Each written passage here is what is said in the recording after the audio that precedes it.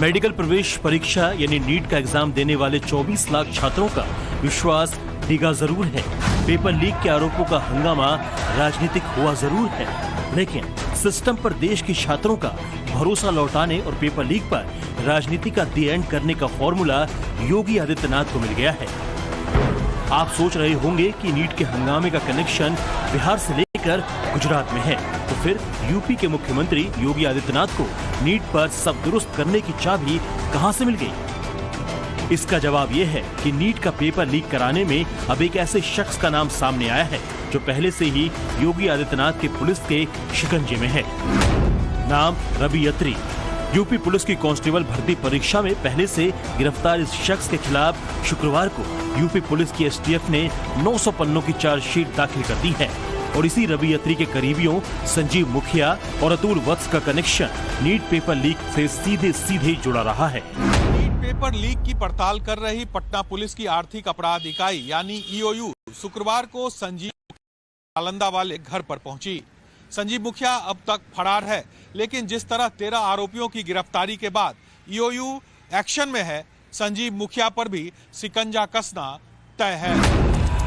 बिहार के नालंदा के रहने वाले संजीव मुखिया की धरपकड़ की कोशिशों में जुटी बिहार पुलिस के सूत्रों के मुताबिक नीट का पेपर नालंदा पटना बॉर्डर से लीक हुआ पड़ताल में सामने आया है कि नीट का पेपर परीक्षा से ठीक एक दिन पहले यानी 4 मई को सॉल्वर गैंग के हाथ लग गया था। इसके बाद रांची के एक बड़े मेडिकल कॉलेज के करीब 10 स्टूडेंट्स ने प्रश्न पत्र को हल किया और फिर हल प्रश्न पत्र को पेपर लीक करने वाले लोगों ने पटना में व्हाट्सएप के जरिए गिरफ्तार आरोपियों अमित आनंद और नीतीश कुमार तक पहुंचाया। अमित आनंद और नीतीश कुमार के जरिए नीट का लीक पेपर अनुराग यादव और आयुष राज समेत अन्य गिरफ्तार परीक्षार्थियों तक पहुंचा। आयुष राज और उसके पिता अखिलेश ने बिहार पुलिस के सामने कबूलनामे में कहा है कि लालू यादव और तेजस्वी यादव के करीबी माने जा रहे सिकंदर यादवेंदु ने अमित आनंद और नीतीश कुमार से हासिल लीक पेपर के आंसर उसे रटवाए थे। नीट परीक्षा पेपर लीक मामले में 2 और लोगों का कन्फेशन निकल के सामने आया है, जिसमें एक अखिलेश कुमार जिसकी उम्र बताई जा रही है कि 43 साल है और उनका बेटा आयुष राज, इन दोनों का कन्फेशन निकल के सामने आया है, जिसमें अखिलेश कुमार ने कबूला है कि उसकी मुलाकात जो है वो हुई थी यदुवेंदु से और उसके बाद, जिसको सिकंदर भी लोग कहते हैं, और उसके बाद 40 लाख रुपए में डील हुई थी। उसके बाद अखिलेश ने अपने बेटे को फोन किया था, आयुष को, जो कोटा में पढ़ाई करता था, कि तुम आ जाओ, नीट का जो क्वेश्चन पेपर है वो सेट हो चुका है और तुम्हें यहाँ पर पास करवाएंगे। जो आयुष है वो पटना पहुंचता है और 4 तारीख को जो सिकंदर है उससे उसकी मुलाकात कराई जाती है और सिकंदर फिर नीतीश और जो आनंद है उससे इन बच्चों की मुलाकात कराता है, जहां पर क्वेश्चन पेपर दिए जाते हैं, रटवाया जाता है।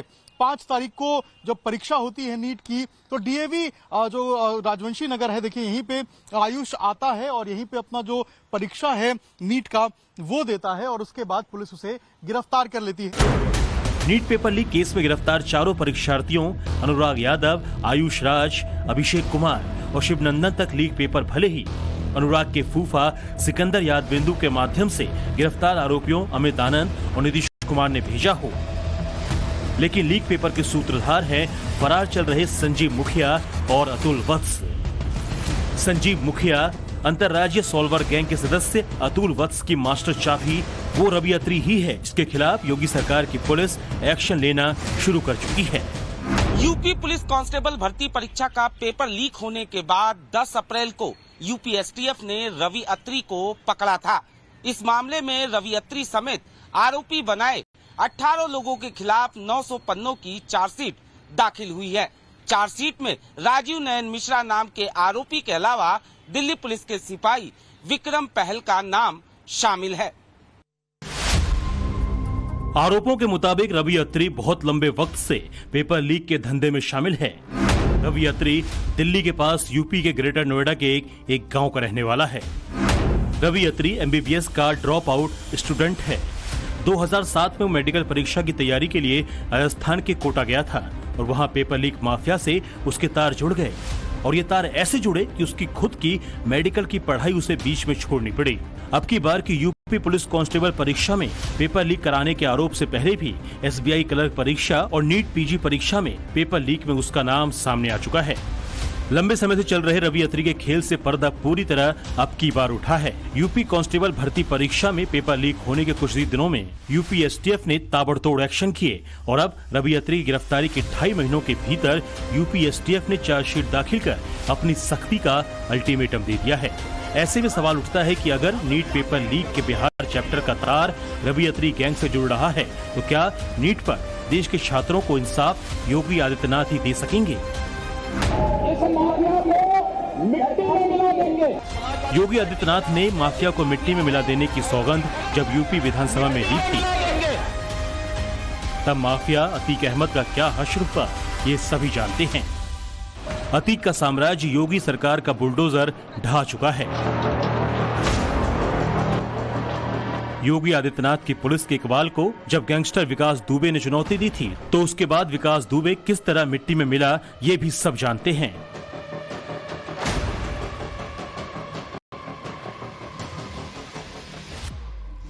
और अगर अब यूपी पुलिस कांस्टेबल भर्ती परीक्षा में गिरफ्तार रवि अत्री के करीबियों का नाम नीट पेपर लीक से भी जुड़ रहा है तो फिर क्या योगी आदित्यनाथ रवि अत्री का भी पक्का हिसाब कर देंगे? सनद रहे रवि अत्री के खिलाफ कस रहे योगी आदित्यनाथ सरकार के शिकंजे के बीच पेपर लीक रोकने की नई गाइडलाइंस भी यूपी में जारी कर दी गई है। यूपी की नई नीति के तहत परीक्षा केंद्र बस स्टैंड और रेलवे स्टेशन के 10 किलोमीटर के दायरे में रखा जाएगा। प्रिंटिंग प्रेस के चयन में पूरी तरह गोपनीयता बरती जाएगी। एक भर्ती परीक्षा कराने के लिए 4 एजेंसियों की अलग अलग जिम्मेदारी होगी। परीक्षार्थियों को अपने गृह मंडल के बाहर परीक्षा देने जाना होगा। परीक्षा केंद्रों की भी पात्रता तय की गई है। पेपर लीक रोकने का पुख्ता इंतजाम करने के योगी आदित्यनाथ के इरादे ऐसे समय में सामने आए हैं जब नीट का हंगामा होने के बाद केंद्रीय शिक्षा मंत्रालय भी हाई लेवल कमेटी बना चुका है। यह हाई लेवल कमेटी ही नीट की परीक्षा में चूक कहां हुई इसकी तह तक जाएगी। प्रधानमंत्री नरेंद्र मोदी पर राहुल गांधी के हमलों और उधर तेजस्वी यादव की पीएस प्रीतम कुमार के द्वारा आरोपी सिकंदर यादवेंदु को सरकारी गेस्ट हाउस दिलाने के खुलासे के बीच सरकार दोषियों को नहीं बख्शने का भरोसा दे रही है। लेकिन बिहार के डेप्यूटी चीफ मिनिस्टर ने तेजस्वी यादव का नाम लिया है, क्या जांच के दायरे में वो भी रहेंगे? देखिए, मेरा दायित्व आज भारत की जो बच्चे परीक्षा दिए हैं, नीट हो या नेट यूजीसी हो और जो परीक्षा हो चुकी है, जो होने वाला है, उनको कैसे एक विश्वास पैदा करवाया जाए। भारत सरकार उसी काम पे जुटी है। हमारी प्राथमिकता, भारत सरकार की प्राथमिकता बच्चों की मन की स्थिति को संभाले। हम उनको आश्वस्त करते हैं, भरोसा रखिए, हम सब उसको संभालेंगे। जो गड़बड़ी हुई है, जो उसके लिए जिम्मेदार है, उसको हम उसके ऊपर कार्रवाई करेंगे। इस बीच नीट के पूरे मामले में प्रीतम कुमार को लेकर सवालों का सामना कर रहे तेजस्वी यादव ने पूरे मामले में अपना पक्ष रखा है। पीए हो, पीएस हो, कोई हो, बुला करके पूछताछ कर ले, कोई अगर बात है तो। लेकिन जो उप मुख्यमंत्री लोग जो सवाल उठा रहे हैं, ईओयू तो आज तक कहा नहीं है इस बात को लेकर के। इनको तो रिपोर्ट करता है नहीं। ये तो बिना ज्ञान है, इन लोगों को ज्ञान नहीं है। जब मई में जब अरेस्टिंग हुआ था तब से हम लोग आवाज उठा रहे हैं भाई कि कार्रवाई करनी चाहिए। जिस इंजीनियर की बात कर रहे हैं 21 में यही लोग अर्बन डेवलपमेंट में लाए थे जल संसाधन से। थोड़ा ज्ञान प्राप्त कर लेना चाहिए इन लोगों को। ये लोग जो किंगपिंग जो है पेपर लीक के, उन लोगों से इश्यू को डाइवर्ट करना चाहते हैं। इस बीच आरोपी अमित आनंद के साथ उप मुख्यमंत्री सम्राट चौधरी की तस्वीर को आरजेडी ने मुद्दा बनाने की कोशिश की है, लेकिन इस तस्वीर पर सम्राट चौधरी की दलील है कि सार्वजनिक तौर पर कोई भी किसी से मिल सकता है, लेकिन कार्रवाई सब पर होगी। आरजेडी के द्वारा एक ट्वीट किया गया है जिसमें आप जो मुख्य आरोपी हैं अमित आनंद, उसके साथ आपके फोटो शेयर किया गया है। सर देखिए, एक चीज समझ पॉलिटिकल तौर पर कोई मिला हो तो मिल सकता है, लेकिन एकदम स्पष्ट रहिए, मैं व्यक्तिगत संबंध किसी से नहीं हो सकता है। ये पूरी तरह जिस पर भी है, जिन लोगों ने भी गलत किया है, उस पर पूर्ण रूप से कार्रवाई करनी है।